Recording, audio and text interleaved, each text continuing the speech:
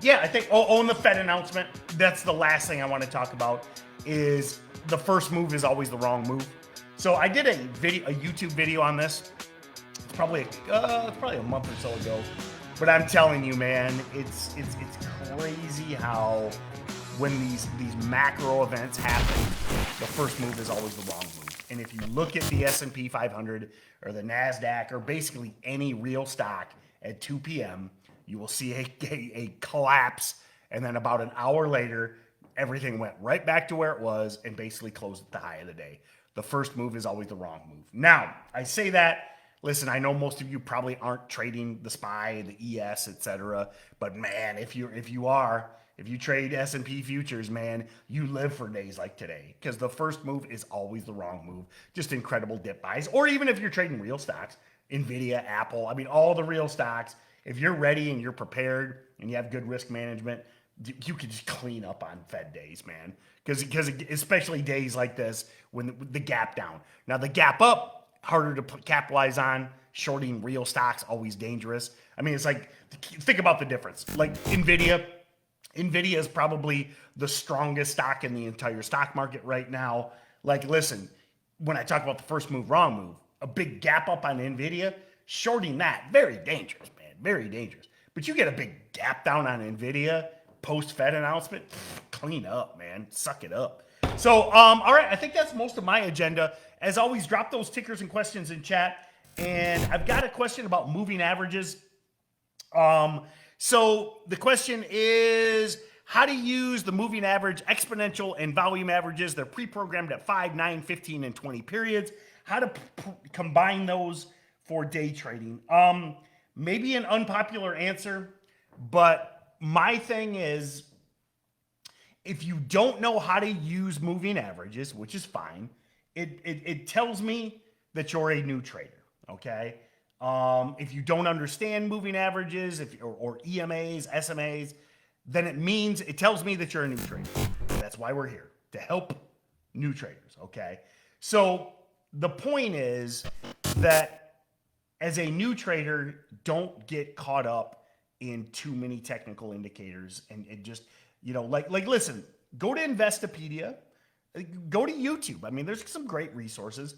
Learn what moving averages are. But in my opinion, if you're asking that question, and again, it's not a bad question, but if you're asking that question, you're not ready yet, because what you should be focusing on doing, price and volume.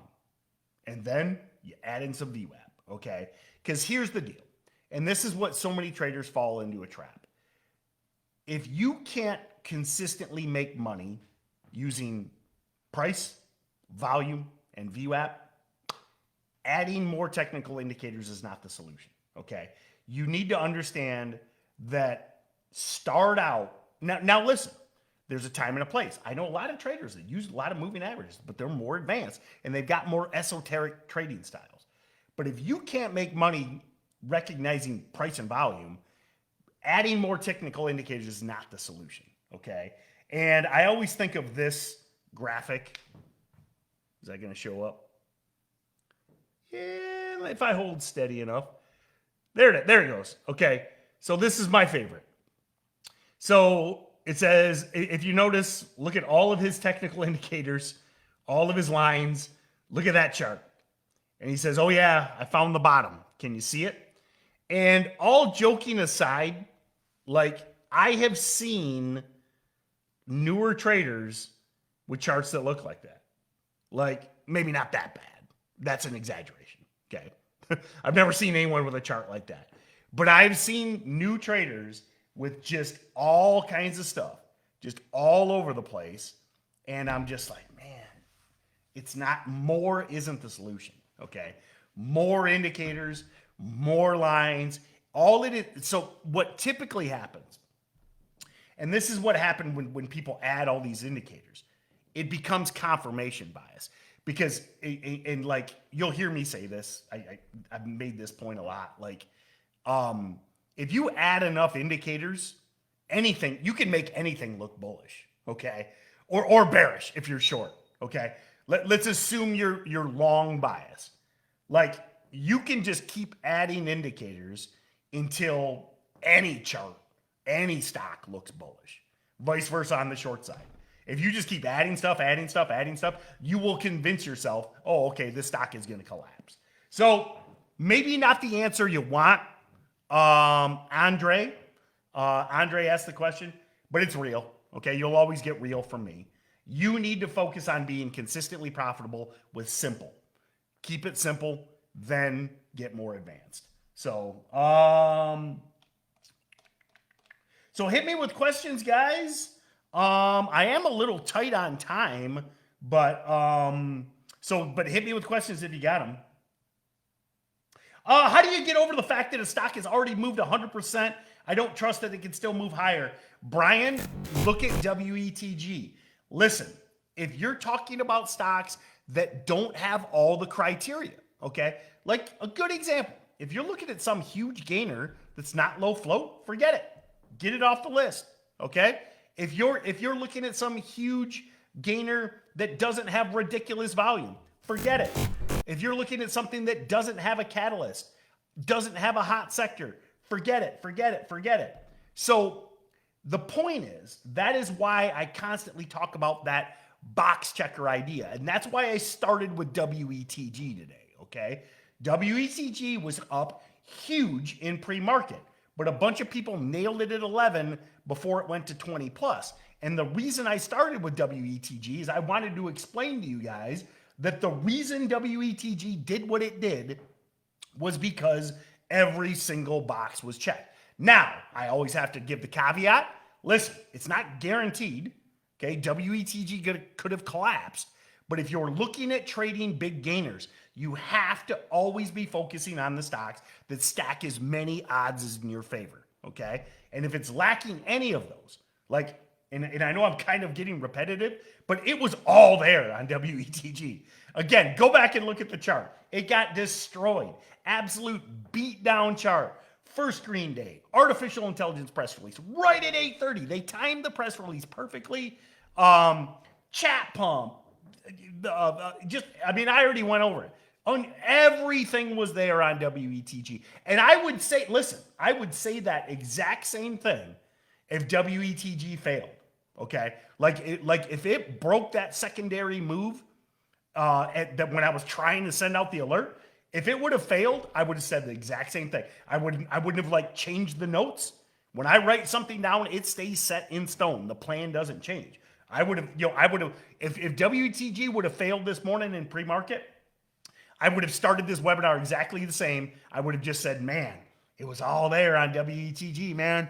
It was all there. But yeah, sometimes they don't work. So that's the answer, okay?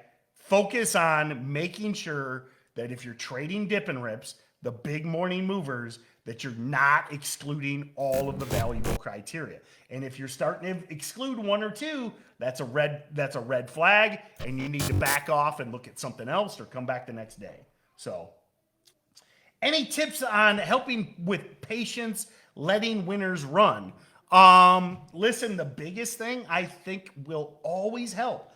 And like sometimes I think I should get this tattooed on my forehead, the have a plan.